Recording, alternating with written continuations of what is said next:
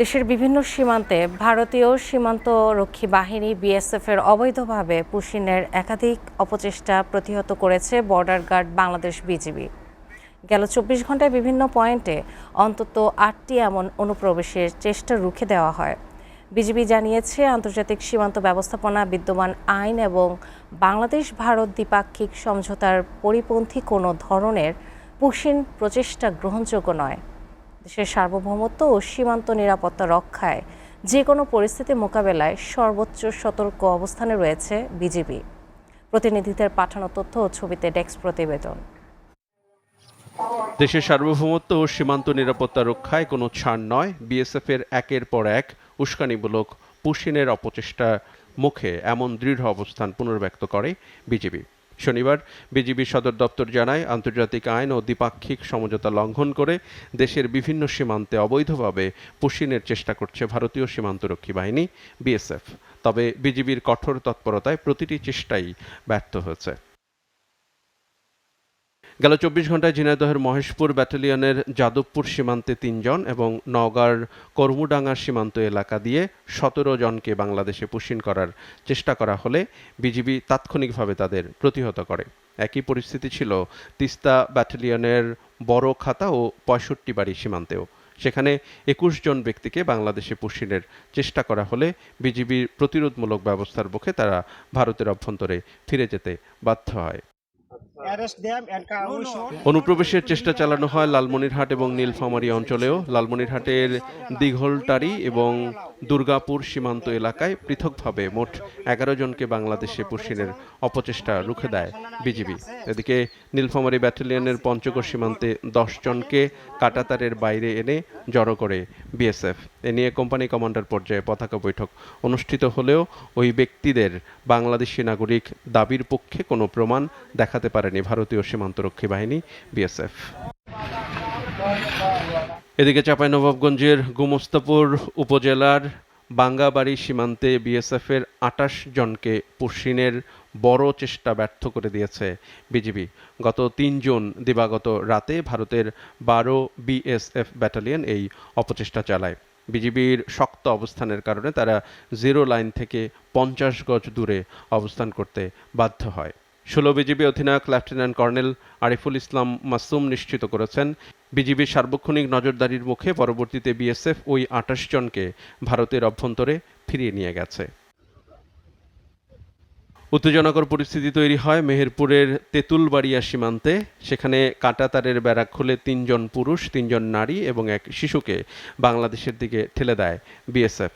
তবে বিজিবি এবং গ্রামবাসীর যৌথ প্রতিরোধের মুখে তারা সীমান্ত পার হতে পারেনি। বর্তমানে তারা নোম্যান্স ল্যান্ডে ভারতের ভূখণ্ডে অবস্থান করছে। সেখানে অতিরিক্ত বিজিবি সদস্য মোতায়েনের পাশাপাশি হ্যান্ড মাইকে ঘোষণা দিয়ে পুশিন প্রতিরোধ করা হচ্ছে। অবৈধ অনুপ্রবেশের চেষ্টা করবেন না। এছাড়া নেত্রকোনার কচুগড়া সীমান্তের উপারে আসামের একটি সরকারি প্রাথমিক বিদ্যালয়ে জড়ো করে রাখা ১৬ থেকে ১৭ জনকে বাংলাদেশে পুশিন করার চেষ্টা করছিল বিএসএফ। তবে বিজিবির কঠোর অবস্থানে শেষ পর্যন্ত তাদের সেখান থেকে সরিয়ে নিয়ে চিকুনি ক্যাম্প সংলগ্ন এলাকায় স্থানান্তর করা হয়। সীমান্ত জুড়ে বিএসএফের এমন উস্কানিমূলক আচরণের পর প্রতিটি পয়েন্টে সর্বোচ্চ সতর্কতায় থেকে পরিস্থিতি নিবিড়ভাবে পর্যবেক্ষণ করছে বিজিবি। SATV news desk. চাঁপাইনবাবগঞ্জের গোমস্তাপুর উপজেলার বাঙ্গাবাড়ি সীমান্তেও বিএসএফের ২৮ জনকে পুশিনের বড় চেষ্টা ব্যর্থ করে দিয়েছে বিজিবি। এ বিষয়ে আরও খবর জানাতে সরাসরি যুক্ত হচ্ছেন সহকর্মী আহসান হাবিব। আহসান, গোমস্তাপুর উপজেলার বাঙ্গাবাড়ি সীমান্তের সার্বিক খবর আমাদের বিস্তারিত জানাবেন। তামিমা, আপনি জানেন যে এখানে চাঁপাইনবাবগঞ্জে গোমস্তাপুর সীমান্তে বাঙ্গাবাড়ি এলাকায় ২৮ জনকে পুশিনের চেষ্টা করেছিল বিএসএফ।